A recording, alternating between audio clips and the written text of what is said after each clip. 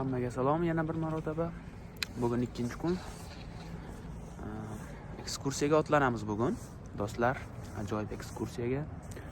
Hozir avtobus kelishi kerak. Olib ketishga.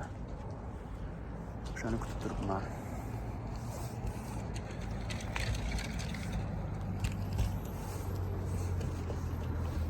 Mana.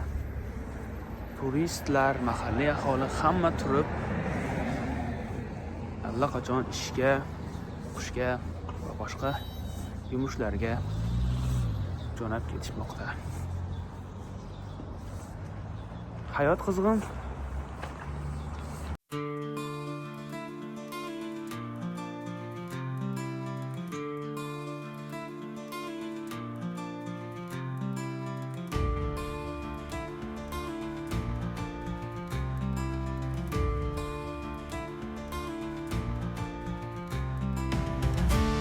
Demak, sayohatimizni Eyjafjallajökull, ya'ni Islandiyaning vulqon juftligidan boshlaymiz.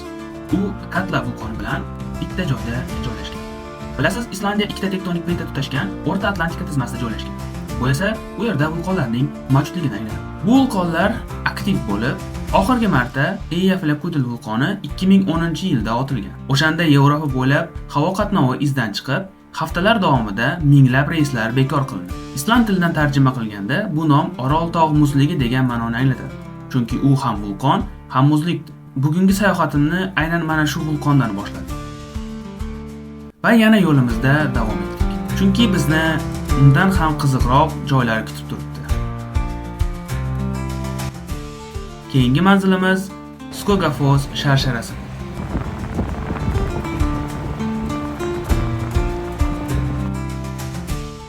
Islandiyaning janubiy qirg'og'ida joylashgan Skogafoss sharsharasi mamlakatdagi eng mashhur va fotogenichni sharsharalardan biri hisoblanadi. U 60 metr balandlikdan to'g'ridan-to'g'ri tushib, kengligi taxminan 25 metr bo'lgan kuchli suv devorini hosil qiladi.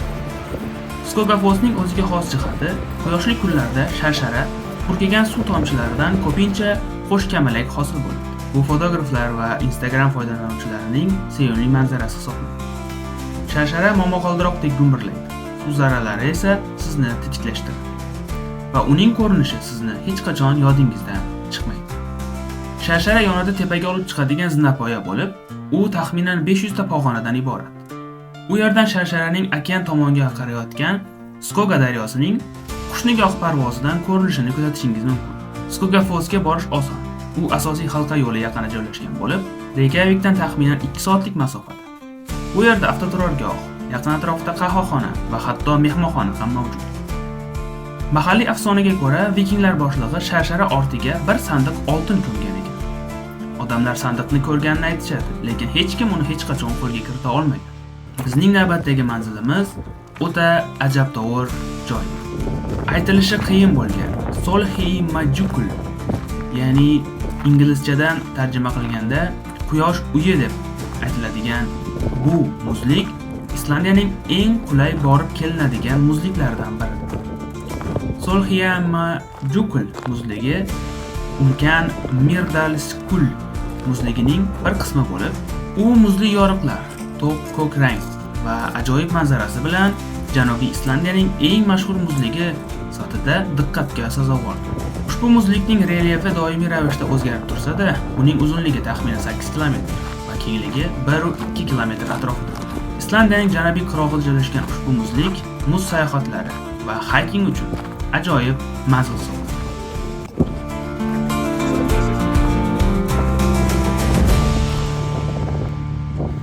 Mana bu muz.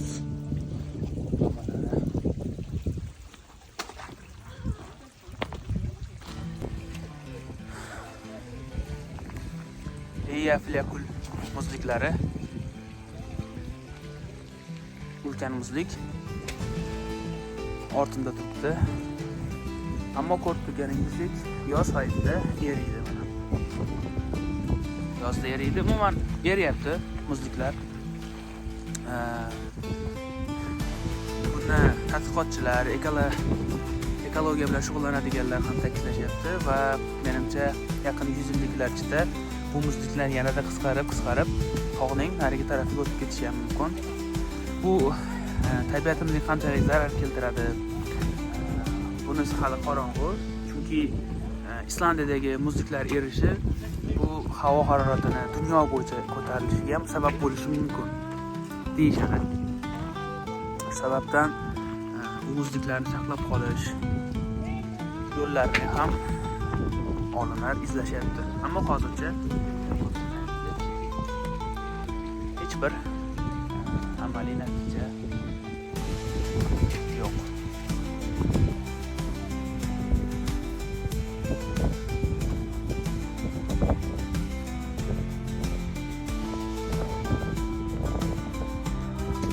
Demak, bizning keyingi manzilimiz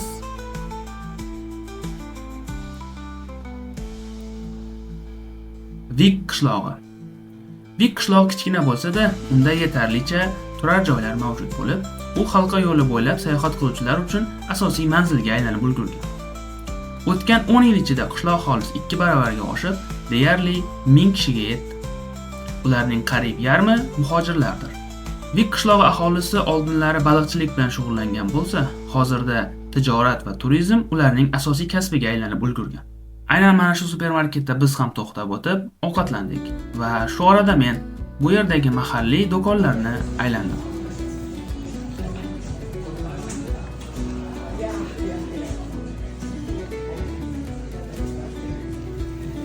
Kurtkalar.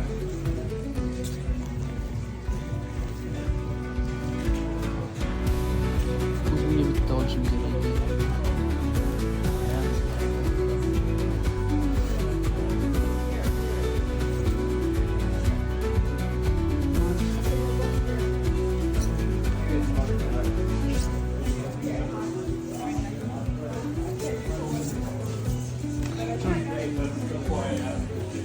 Hamma narsa bor.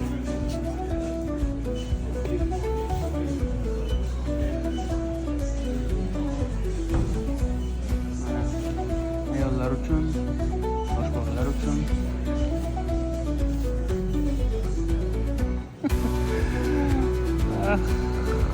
Qaniydi mana shuni kiyadigan joy bo'lsa, olib kiysang, ajoyib paypoqlar.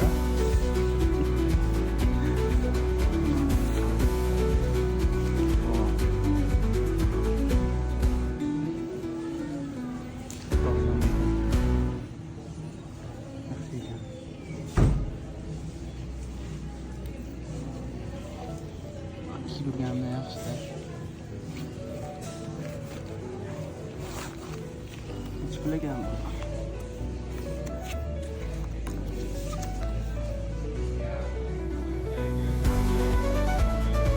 $3500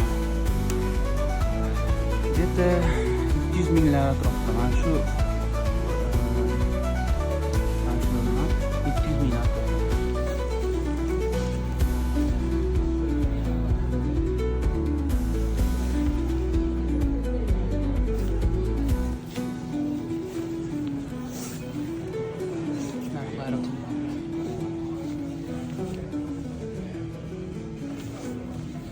O'rtog'imda bor edi.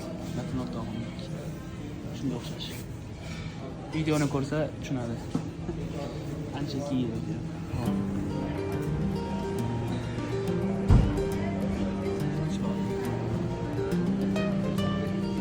Bu yoq endi suvenir, buni ko'rdik. Reykjavikda ham kiyimlar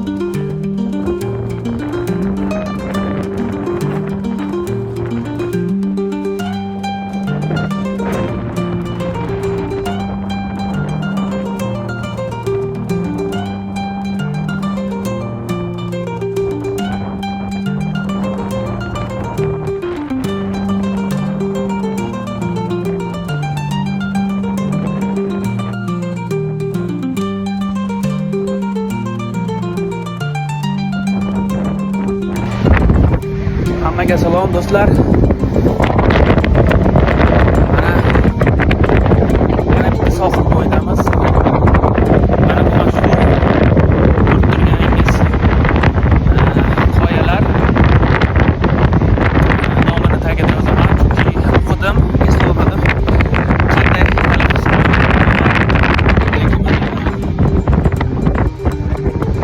bu yerda ikkita baxt bor.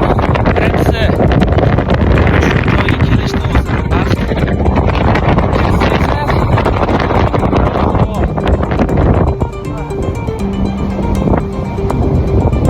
Quyoshli kun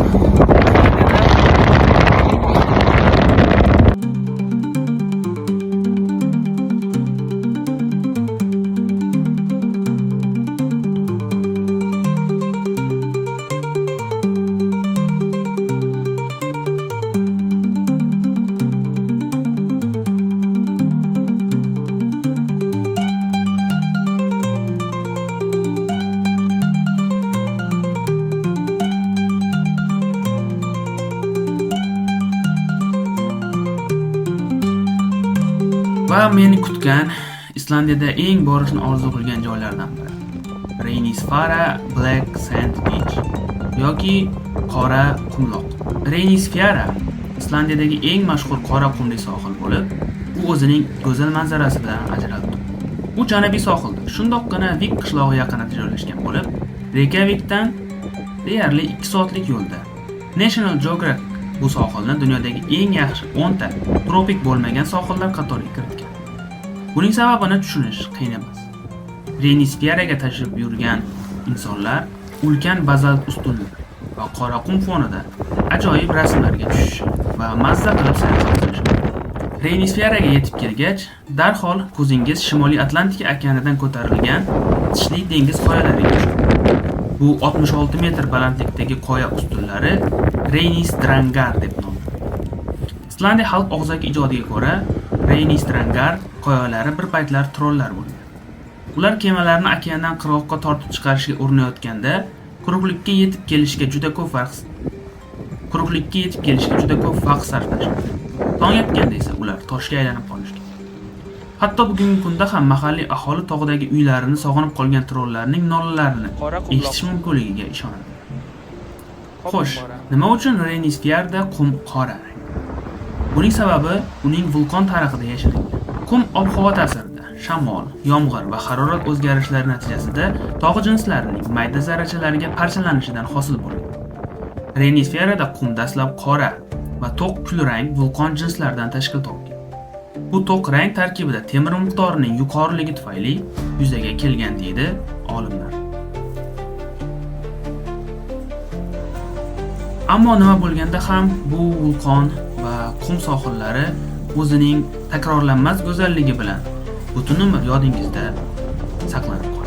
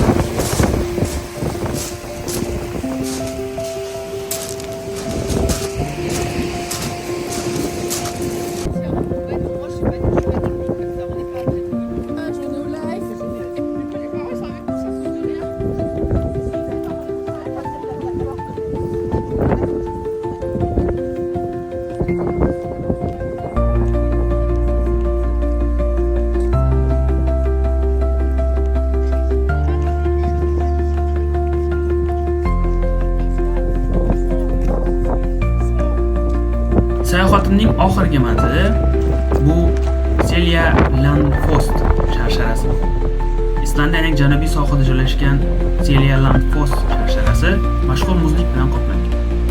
U Eyjafjallajökull vulqonining erigan suvlari bilan to'lgan. Bu qudratli sharshara go'zal o'tloqqa tushadi.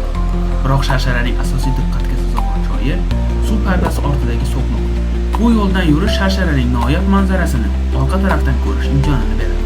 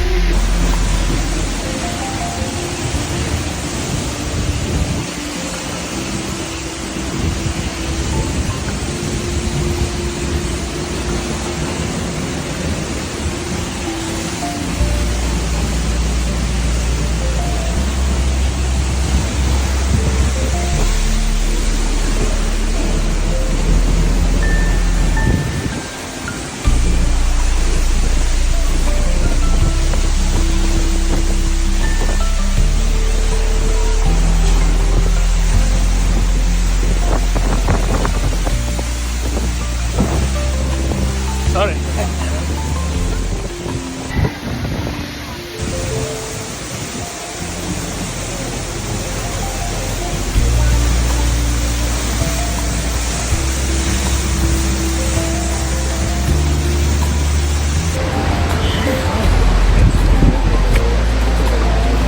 To the curb. To the curb. Islandiyaning yana bitta Mam noch je paye cher mon chien. Islandiyaning yana bitta sharsharalaridan biri. Nomi mana shu yerda. Juda go'zal. Bu sharshara eng zo'r taraflaridan biri. Buni orqasidan o'tish mumkin. Shuning uchun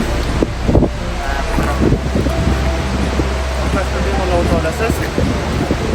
Taassurot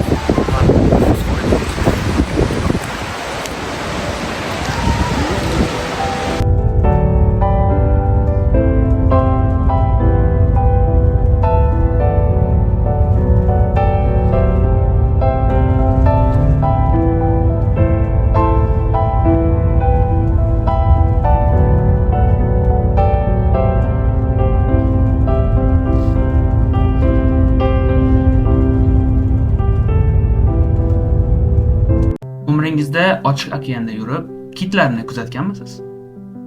Men esa yo'q. Reykjavikda ekanligimdan foydalanib, kit ekspeditsiyasiga yozildim. O'zimni xuddi o'sha bolalikdagi mashhur Havos, Jacques Cousteau komandasida yurgandek his qildim. Cousteau komandasining suv osti sarguzashtlari.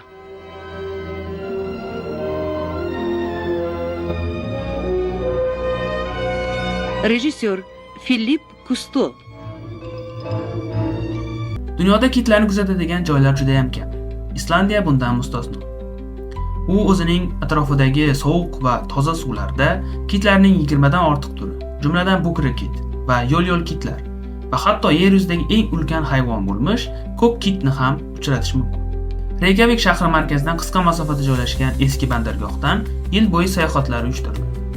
Poytaxtda bo'lgan paytingizda bu ishni amalga oshirish uchun ajoyib imkondir. Ko'pchilik sayohatlar 3 soat davom etadi.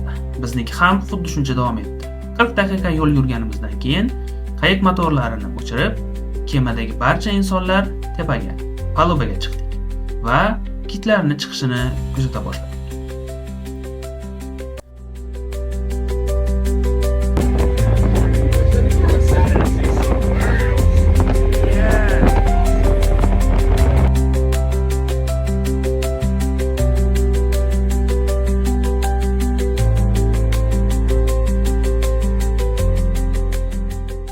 Albatta, hammasi biz o'ylagandek emas va ekspeditsiya tashkilotchilari ham kitlarni uchratishga kafolat berishmaydi. Ayniqsa bukir kitlarni. Chunki bukir kitlarni uchratish baxt. Ular o'zining o'ynoqi, akrobatik harakatlari bilan ko'pincha suvdan sakrab chiqib, sizni hayratga soladi. Ammo bizni omadimizga.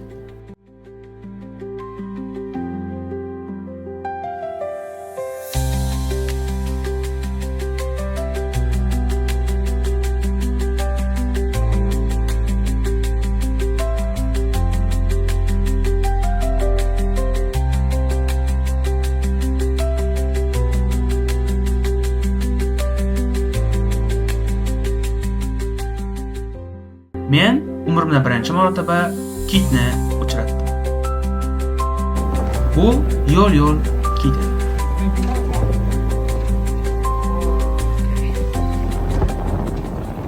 Ammo biz kutganchalik kitlar bizni kutmayotgan ekan. Shuning uchun 1 soat kuzatib, birorta ham boshqa kitni uchratmadik.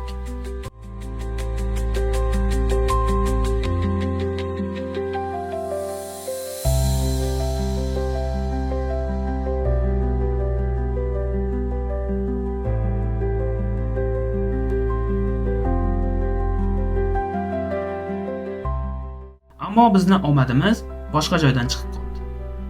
Oldimizdan delfinlar to'dasi. Undan tashqari dengizning eng chiroyli hayvonlaridan biri bo'lmish puffin qushlari va boshqa dengiz qushlarini uchratdik.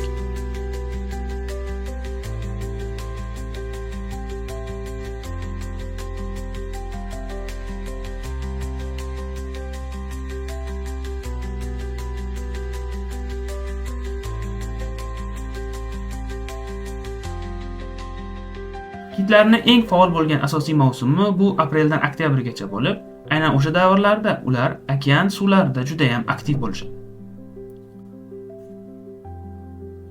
Agarda qachondir kitlarni ko'rmoqchi bo'lsangiz, sizga qalinroq kiyinishni tavsiya qilaman, chunki okeanda hatto yoz oyida ham juda sovuq bo'ladi.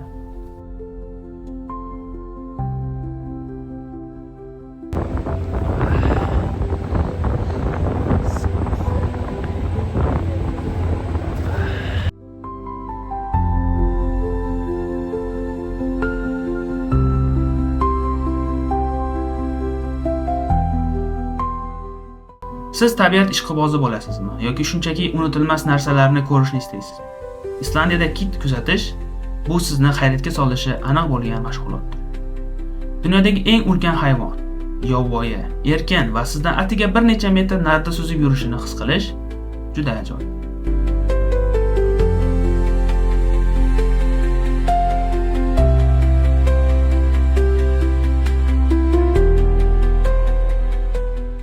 Va rahmat senga kit kuzatuvchilari.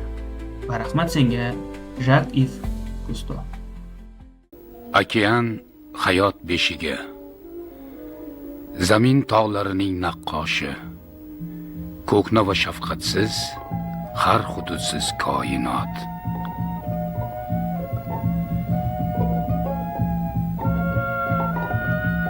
Odamzod turli maqsadlarda ko'ngil ochish, o'rganish, sajda qilish yoki talon-taroj dardida dengiz bilan ro'baro bo'ladi.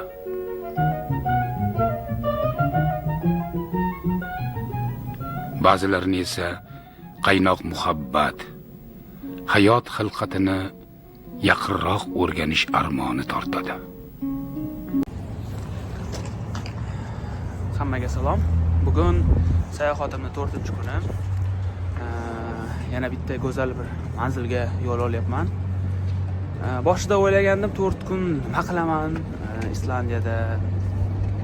Menimcha 1 kun ham yetib ortardi, 2 kun deb o'ylagandim. Ammo qattiq adashgan ekanman. 4 kundan beri shuncha ko'p joylar bor. Men bormagan hali va men borishga endi menimcha vaqtim ham, mablag'im ham yetmaydi. Juda ham ko'p. Agar kimda kim aytsa, bir kunda yetadi Islandiyaga desa, bu juda katta xato bo'ladi. Kamida bir hafta va yaxshigina aqchani ko'tarib kelishingizga to'g'ri keladi. Islandiya juda qimmat davlat, lekin bu shunga arziydi.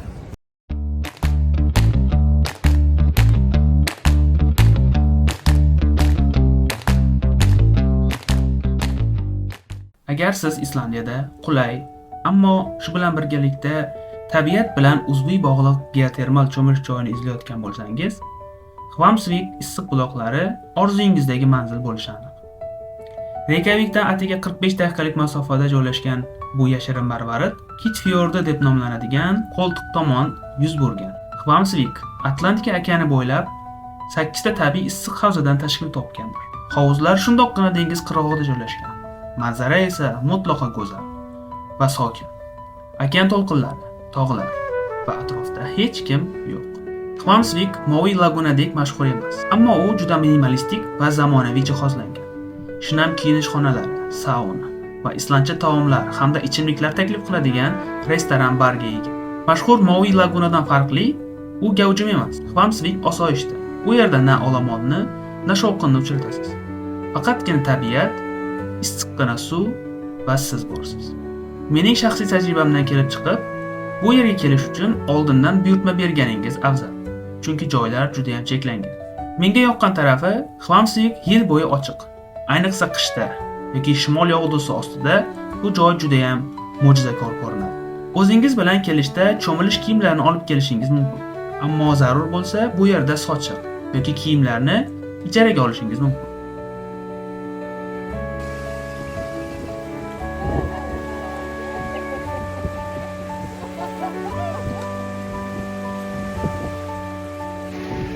Bunga do'qim yetmaydi lekin. Mendan kutmaydi. Men issiqqina suvda o'tiramiz. Hvammsvik bu shunchaki cho'milish joyi emas, balki haqiqiy kayf. Uzoq charchoqdan so'ng, uzoq sayohat, qattiq mehnat va tashvishlarni unutib, mazza qilib dam oladigan, tanangizni yayratib qaytadigan joy. Sizni ishontirib aytamanki, Hvammsvik mutlaqo puliga va ketkizgan vaqtiga arziydigan manzil. Islandiyaga kelganingizda albatta Hvammsvikka tashrif buyuring.